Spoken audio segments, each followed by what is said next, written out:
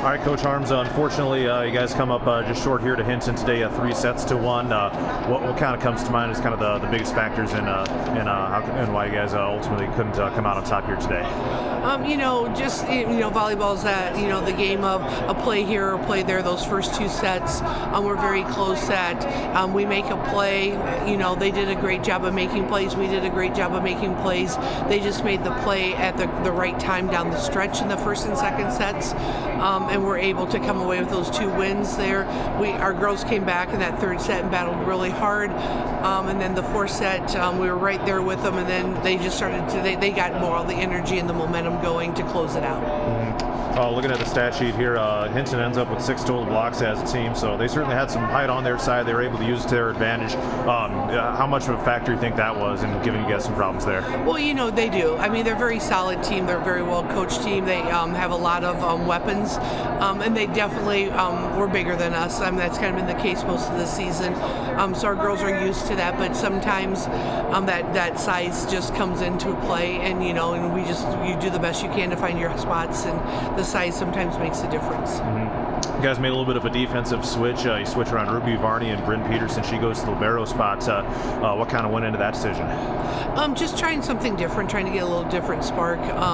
Some of the balls that we they both have played throughout the season there, and just trying something different to give us a little bit of different energy, a different spark. Mm-hmm. And then when it comes to defending a player like Bailey Boovie, I mean, she's going D1 for a reason. She really showed out here today at some big swings. What kind of challenges does that present from a defensive perspective?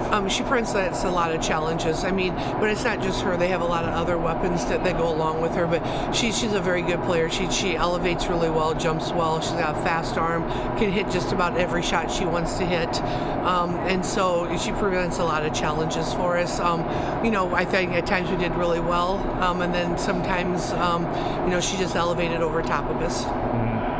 Big picture for this team, you had so many different question marks coming into the season, some different personnel and stuff like that, but you guys still made it down here as a program. I mean, that is to really say something, all things considered, right? Oh, most definitely. Coming in this season, we have lots of people who have not played on the floor or played on the floor in the role that they were playing in this year, a bigger role. So this group really came together and found a way to be a team and to be successful with what we had for personnel. Mm-hmm. And for the senior class that's going to be moving on now, what are you hoping that their legacy ultimately is going to be?